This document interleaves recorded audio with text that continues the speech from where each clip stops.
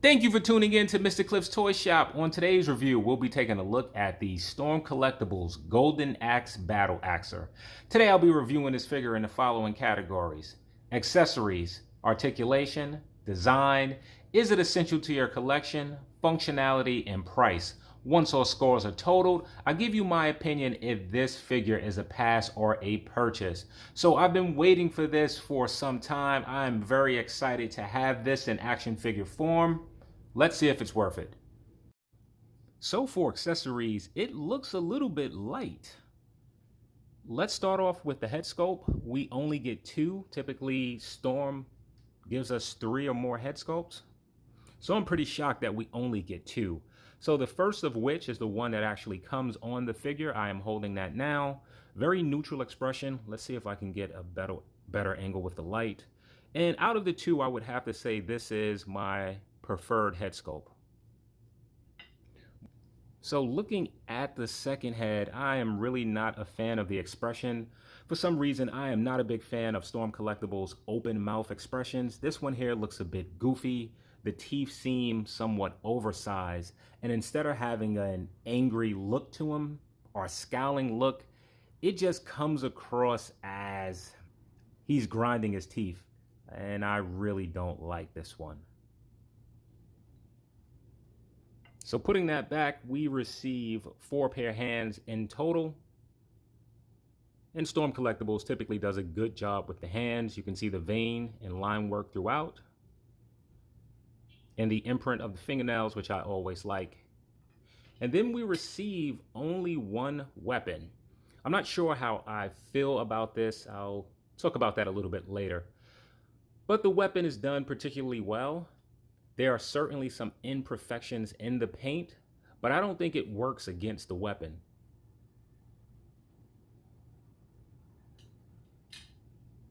So being that the accessories are so light, I really would have liked to seen additional head sculpt, maybe the potion bottles that are in the game. And though this figure does wield a sword, I feel like with Golden Axe, at some point he throws an axe. I could be wrong about that, but I wanted something else. So now, something that I'm debating with.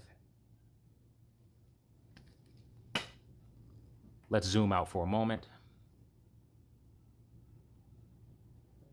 And let me set this up for a moment. So do we consider this dragon an accessory? Because if we are considering it an accessory, so we count the dragon as 1, the saddle may be removable, so that's possibly 2, and he also comes with a flame effect, which would be 3. Now this changes the game for accessories, but that's if I'm counting him as an accessory. Or should this be counted as a 2-pack, like a Wolverine and the Hulk? I'm unsure of what I will decide ultimately, but as of now, I will count it as an accessory. So one thing that I would say that's missing would be a stand, something to hold the fireball. However, we'll talk about why I'm not going to deduct points for the stand a little bit later in the functionality department. So now, if I'm including all of this for accessories, I'm going to give the Axe Battler a 10 out of 10. Articulation, I am going to give 2 separate scores for the dragon and the battle axer, and I'll take the average of those 2 scores as the overall points for accessories. So we might as well start with the dragon here. And to be honest, it's been a while since I've had something like this in my collection to where I actually took it out, posed it. So I'm really unsure of how to score this. When I think about a lot of animal type creatures with action figures, I think of Masters of the Universe, and it's been years since I've fiddled with any of those. So starting up top, the head is able to, oh, came off pretty easy there. So the head is able to look up about that much, down that much. It's able to rotate fully around, and you can turn it side to side, and it does have a good amount of pivot. So the head is separate from the neck. The neck, you can rotate it a full 360 if you choose to. Currently, the neck is all the way down, but you can get him to look up about that much. Moving on to the arms, and I just really find them to be phenomenal. So they can rotate a full 360 if you choose to. The saddle may get in the way. But how cool is this? The arms can also pop out that much, sort of revealing somewhat of a butterfly joint. So when it's out this much, you can twist it. It does rotate here, and the claws are on a ball peg and they are able to rotate. So now with the torso, there is no movement from the upper part of the neck here all the way down to the tail portion. So nothing to move there. So focusing on the legs are able to move way back. They're able to come forward about that much. This part here is also able to move forward that much, back that much. With the foot, you do get full rotation. There is toe articulation there. And you can also get extra range by getting it to move down and getting it to pivot. So I find that to be very, very good. And I nearly forgot, the tail is able to rotate. It's also able to move. All right, everything is coming off here. The tail wasn't the easiest for me to put on. A lot easier that time. So up that much, down that much, and it does rotate. And as I keep going, I just find more and more parts of articulation. So the jaw is also articulated, opening about that much. So I have to say this thing is pretty phenomenal as far as articulation. I was thinking of where they could have made some improvements. I was thinking maybe another slot in the neck, but then that would break it up. So no, I thought perhaps maybe A and B piece of the torso, but do we really need that on a creature like this?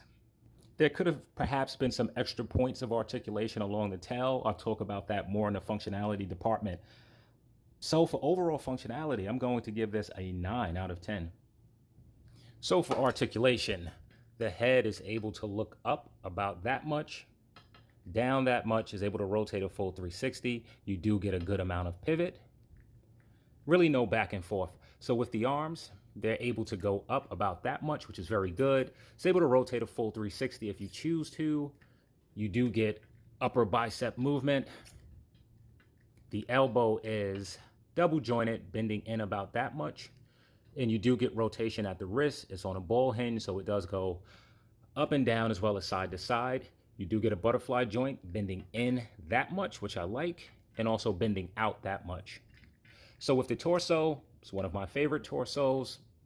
You get the A and B portion, high and low. So just using the upper portion, you get that amount of rotation. It's able to crunch back about that much, forward that much. You get some side to side. Now using combination of the both, he's able to go back that much. Does leave some gappiness. It's able to come forward that much. Great amount of side to side and pivot, and it does rotate a full 360 if you choose to. So with the legs, they are able to do a full 360, phenomenal. They're able to go up about that much, back that much. You do get rotation. Knees are double jointed, bending in that much, which I think is very good. Coming down, you do get rotation at the boot, very good. So let's see. We know that sometimes with Storm, the ankles are a weak point. So the foot is able to go up that much, down a great amount. Great outside pivot. Would you look at that? Bravo. And then you get toe articulation. So for articulation, this guy is phenomenal. I really wish Storm would stick to these ankles and copy whatever engineering they did here on all of their figures. This should be the standard moving forward. For overall articulation, I'm giving the Battle Axer a 10 out of 10. Mesh with the 9 that I gave for the Dragon. For overall articulation, I'm giving the 2 a 9.5. So for design, I feel that this is an excellent representation of the game. I really like this face sculpt, not a fan of the other. I think that this necklace could have been done with a different material than what it is.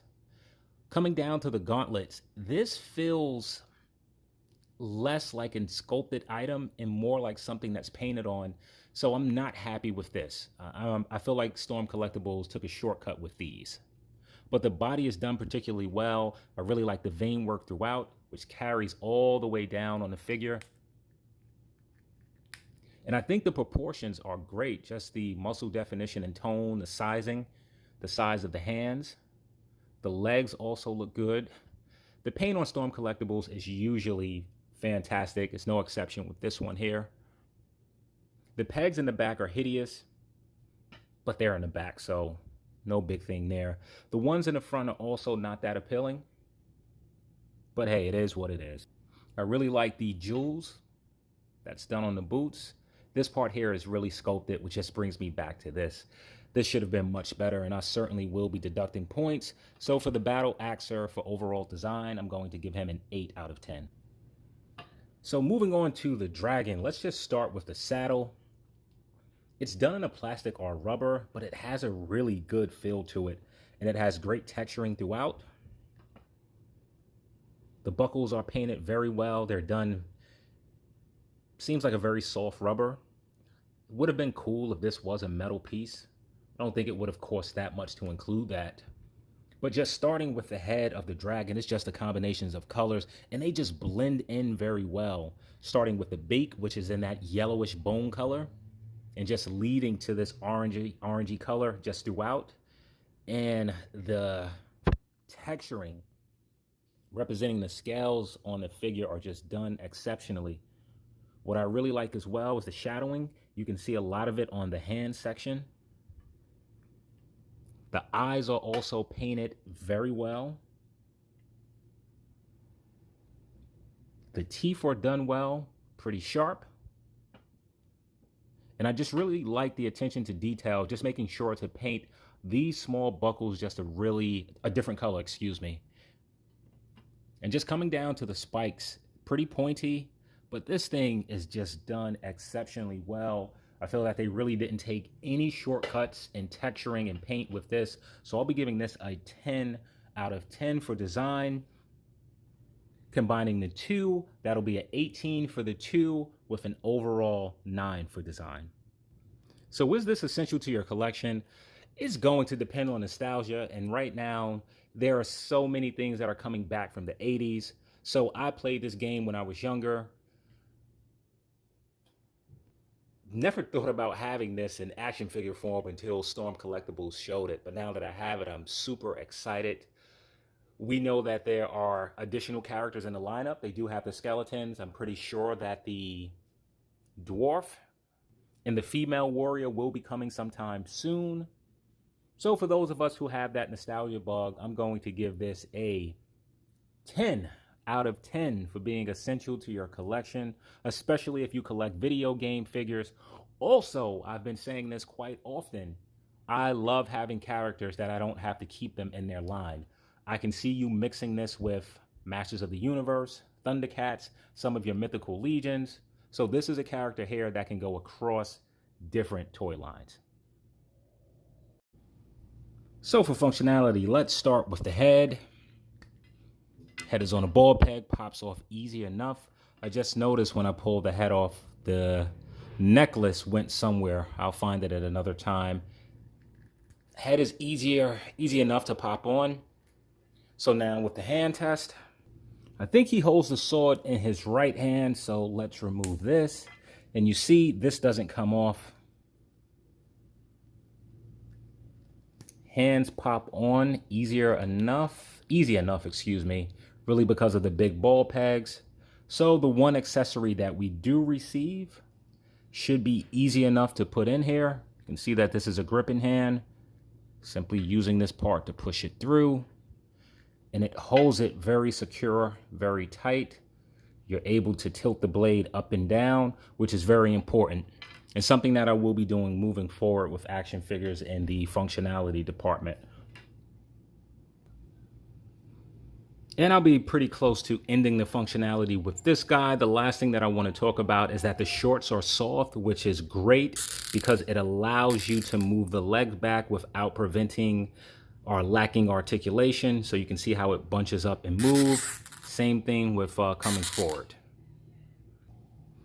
So now functionality. The very first piece that I would talk about here is this fire effect, which looks very good. However, there's no port here. There should have been a hole and there should have been a base so that you could plug this into so that it could sit in front of the dragon almost as if he's blowing it. But it doesn't really fit in his mouth. I guess you can make it work. That doesn't look too bad. That actually looks pretty good. But still, it should have had a hole so that you can sit it on a stand. And it doesn't have the hole. It doesn't have the stand. I'm not going to spend a lot of time on functionality with this either. There are a few things that I want to test out. First thing, with the tail, I feel the tail should have been done with bendy wire. We should have had more points of articulation within the tail. Aside from that, I won't talk about other areas on this figure to where functionality really could be improved because I am not sure. So now let's see how this guy fits here. The leg stretches down. The straps fit over both feet, easier enough. Let's see if I have to use it this way. Okay, let me figure out how to do the feet. So I'm glad I went off camera for this. So the best thing to do before sitting him is to pose him in sort of a sitting stance. Once you do that, simply sit him on top, push him down like so. The pieces of this strap, as I mentioned earlier, are very soft, so they may not stay on the feet. You may have to actually put them behind the heel to keep them in place. You'll do that with both sides. And for this one, I don't know. It seems like I can't figure out which side it should go. I just did. And you can get him fully seated. As you can see, I put on another gripping hand so that you can put part of the saddle strap in his hand here. Should be easy enough. There we go. And that works well. I am very happy with this. And of course you can get him to look a little bit better, but I am satisfied with this. And for the stand test, the dragon does stand with the battle axer and without him. However, he does not stand the easiest. Right now, his tail is really assisting him in standing. If I was to lift the tail up off the table, I still am able to get him to stand. So it may look like it's touching, but it's actually not touching. Bravo. So for functionality, so I feel like I definitely took points, but then I gave some points back. So for the bracelets, I certainly took points away. There is absolutely no functionality there. With the tail, which is fine as it is, I just believe that an improvement could have been made having something that was a softer material that had bendy wire in it to where you could actually pose it up, down, and to the side would have certainly been better. To where I feel that I've added some points now is the fact that this dragon can stand with the battle axer on him and his tail doesn't have to be on the ground. I know that there had to be a lot of trial and error in order to get that right. Also, the fact that the battle axer is able to sit fully flushed. Right now, my guy is propped up a little bit, but that's just because I didn't take the necessary time to make sure that he's all the way planted. I also wish that these straps were done a bit better. Something, a harder material, I think would have certainly been better and added a better touch, making it feel more expensive. And of course, the fire effect, missing the port to where you can plug it into a stand. So with all of that said, for functionality, I'm still going to give a high score, and that will be an 8 out of 10. So for pricing, this figure or figures come in at a whopping $130. That's before taxes, that's before shipping. I was able to get mine with free shipping, so I paid somewhere in the area of $142, which is a lot of money for a 1/12 scale action figure or figures. So is this 2-pack worth the price of admission? In order to answer that, I had to figure out value for each piece. So starting with the battle axer, I'm going to assume that if this did not compare with the dragon, it would be priced somewhere between $70 to $100. If you're asking where I got that scale from, typically that's the price for Storm collectible figures. So I'm going to go on the low end and say that it's $70. So now, what other action figure can I compare this to? I think a pretty fair comparison would be Super 7 Ultimate. And for their Ultimate line, I'm going to choose the Conan figures, which are about, let's say, $50. And there's a new line of action figures. I can't remember the name for the company, but if you look up, it's right there. And I don't remember the name of the figures, but if you look, they're right here. They're priced about $60 each. In my opinion, Storm Collectibles figures are superior to both. Compared to Super 7, I feel that Storm Collectible figures look and feel more lifelike. Compared to the other company, I think Storm Collectible edges them, certainly not in the accessory department, but in the softness of the flesh and the skin. I think that's where the separation comes in, but it's only a $10 price point. So I think the $70 for this figure is fair, which would leave the dragon priced at $60. I don't have a lot of mythical beasts to compare it with, so what I did was look at the Battle Cat from the new Masters of Universe Origin lines, which prices between $25 to $30. This is double that. But this figure certainly trumps that one in paint, scale, texturing. So I can see why this is double the price. The next figure I could think about comparing this to would be the horse from Mythical Legions.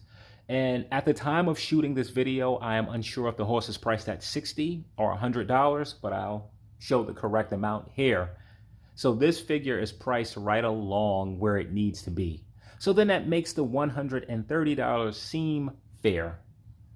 So for pricing, I am going to give this 2-pack an 8 out of 10. It would have been higher, but $140 is still a lot of money. That will give this figure or these figures an overall Cliff score of 54.5. So now, is this a pass or a purchase? I am not going to spend a lot of time here. This is one of the best offerings from Storm Collectibles. This figure is extraordinary, both pieces, even with the price being high. One thing I noticed immediately when picking this figure up is he's not as big as I thought that he would be. That's not a negative. I'm just mentioning that because I sort of went on a rant about the skeletons and how much bigger they should have been. I have not compared the skeletons to him at this time, but we will see very shortly how they size up to this figure.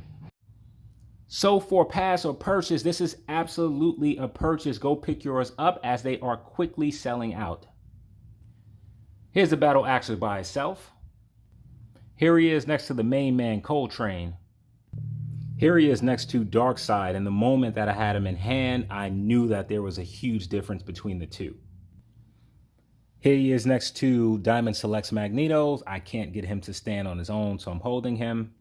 Here he is next to the Marvel Legends Black Bolt, which needs to be on a much larger body. And here he is next to the Golden Axe 2-pack of skeletons. They are bigger than what I thought they would be. They still don't match him in stature, but I know this is the comparison that most people wanted to see. So thank you for tuning in to Mr. Cliff's Toy Shop. I hope to catch you during the next review.